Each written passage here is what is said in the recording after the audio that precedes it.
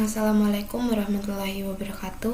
Perkenalkan, nama saya Nur Amalia dengan NIM 19105050003 dari kelompok A1 Prodi D3 Radiologi Universitas Aisyah Yogyakarta. Di sini saya akan mempresentasikan materi tentang MRI safety. Untuk mengefisienkan waktu, perkenankan saya untuk memulai presentasi saya. Pertama, mengenai ruang MRI. Ruang MRI dapat menjadi tempat yang sangat berbahaya jika tindakan pencegahan yang ketat tidak dilakukan. Objek logam dapat menjadi proyektil berbahaya jika dimasukkan ke dalam ruangan MRI.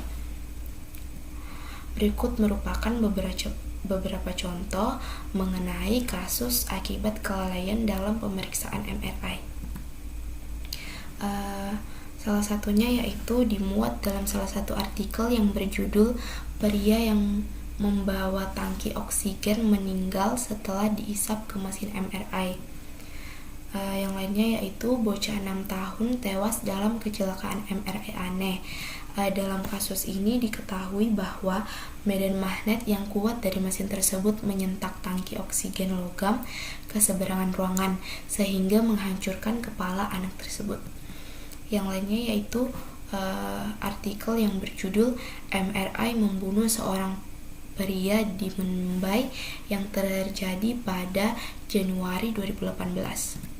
Selanjutnya saya akan membahas tentang efek medan magnet statis. Medan magnet utama ini bertanggung jawab pada magnetisasi inti atom. Sampai saat ini, FDA merekomendasikan batas aman untuk pemeriksaan klinis adalah 3 Tesla. Lebih dari 3 Tesla sebaiknya digunakan untuk kepentingan riset saja, meskipun sudah dikenalkan MRI 7 Tesla untuk klinis.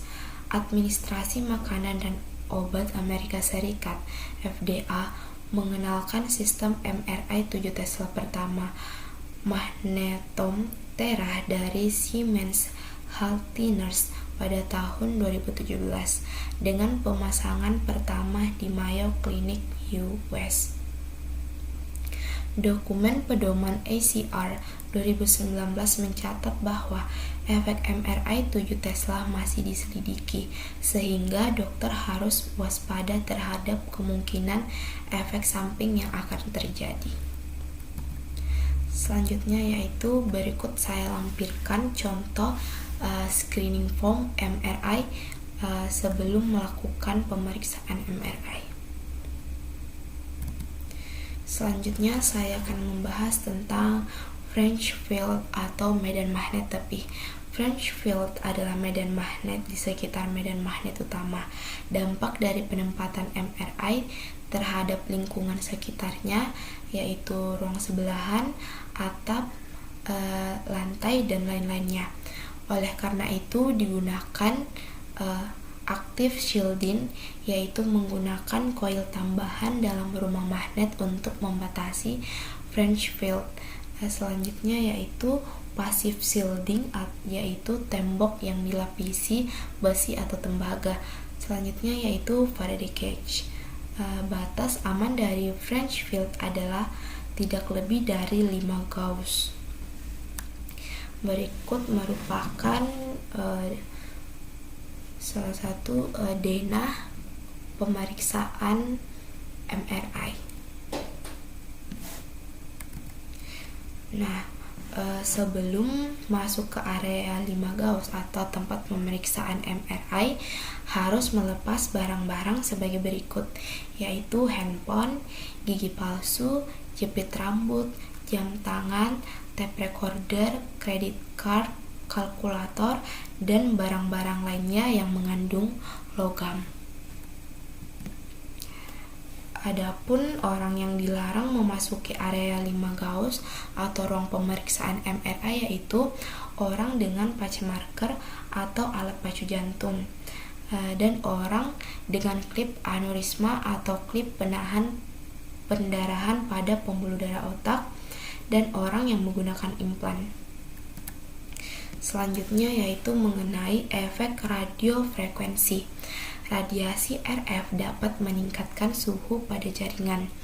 Pengaruh RF pada jaringan diukur dengan SAR atau Specific Absorption Rate. Satuannya yaitu watts per kilogram.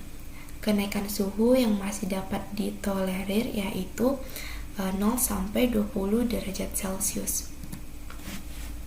SAR atau Specific Absorption Ratio adalah ukuran yang menunjukkan paparan radiofrekuensi. SAR didefinisikan sebagai total power dalam watt per kilogram jaringan lunak atau soft tissue. Itu sebabnya sebelum diperiksa pasien ditimbang dulu atau diperiksa dulu berat badannya. Selanjutnya yaitu cara mengurangi SAR. Adapun cara dalam mengurangi SAR yaitu menggunakan quadrature coil lebih disarankan daripada linear coil. Sedapat mungkin mengurangi menggunakan body coil, meningkatkan TR, menggunakan slice yang lebih sedikit, mengurangi jumlah ETL atau turbo faktor pada FSE dan TSE. Selanjutnya yaitu mengurangi refocusing flip angle terutama pada squint FSE. Selanjutnya yaitu mengenai efek gradien. Gradien coil pada MRI berfungsi untuk menghasilkan kemiringan magnet yang dikenal dengan time varying magnetic field atau TVMP, sehingga dapat dihasilkan irisan. Bekerjanya gradien magnet ini membuat terjadinya arus elektrikal dalam jaringan, terutama dalam penggunaan waktu scanning yang cepat yang dapat mengakibatkan terjadinya peripheral nervous stimulation atau PNS. Selanjutnya mengenai gradient noise. Gradient coil selalu on dan off selama pemeriksaan. On dan off gradient dapat menimbulkan noise atau bising. Suara bising akan semakin kuat, dapat mencapai lebih dari 1000 dB per sekuen. Bruman dan kawan-kawan pada tahun 1988 melaporkan terjadinya kurang pendengaran sebanyak 43% pada pasien yang tidak menggunakan tutup telinga. Selanjutnya yaitu quench pada magnet superkonduktor. Berkaitan dengan adanya cryogen atau helium pada magnet superkonduktor. Helium yang digunakan bersuhu minus 269 derajat Celcius atau 4,17 derajat Kelvin.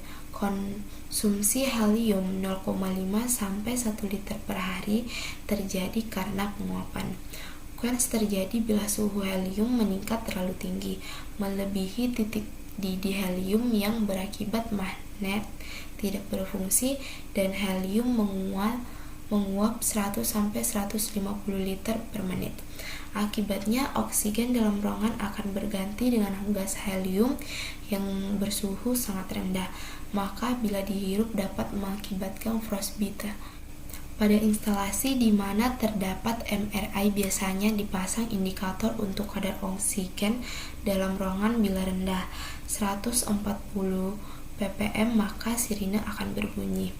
Normal oksigen dalam ruangan yaitu 150 ppm. Selanjutnya yaitu mengenai claustrophobia. Claustrophobia sendiri merupakan perasaan takut yang berlebihan yang dialami oleh pasien ketika berada di dalam modalitas MRI. Adapun cara menanggulanginya yaitu komunikasi tentang apa yang dilakukan dan apa yang dirasakan oleh pasien. Pasien memakai tutup telinga, memegang bel panggilan ke petugas, terus berkomunikasi selama pemeriksaan berlangsung. Pasien dianjurkan untuk menutup mata sebelum dimasukkan ke dalam bor magnet. Pasien dimasukkan ke dalam bor magnet dengan kaki terlebih dahulu. Selama dilakukan pemeriksaan, pasien ditemani oleh keluarga atau perawat. Diberikan obat tidur atau anestesis sebagai pilihan terakhir, terutama pada pasien anak-anak. Selanjutnya mengenai media kontras pada pemeriksaan MRI. Media kontras yang digunakan dalam pemeriksaan ini yaitu media kontras yang menggunakan bahan paramagnetik yang berfungsi mempersingkat waktu T1 pada pemeriksaan MRI. Biasanya yang digunakan adalah gadolinium yang disenyawakan dengan dietilen triaminepentasid yang disebut GDDTPA. Reaksi tersering pasien dari media kontras ini yaitu pusing, mual, dan muntah. Adapun kontraindikasi pemeriksaan MRI dengan media kontras yaitu kehamilan, menyusui, dan gagal ginjal. Bila terjadi reaksi pasien, segera dikeluarkan dari bor magnet. Selanjutnya yaitu efek MRI pada kehamilan. Hingga saat ini belum ada indikasi bahwa MRI menimbulkan efek pada wanita hamil. Namun sebagai tindakan pencegahan direkomendasikan bahwa wanita hamil menjalani MRI hanya jika penting.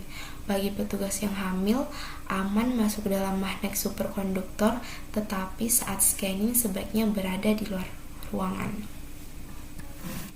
Nah, itulah tadi materi yang dapat saya sampaikan mengenai MRI safety. Lebih dan kurangnya mohon dimaafkan. Saya Nur Amalia undur diri. Wassalamualaikum warahmatullahi wabarakatuh.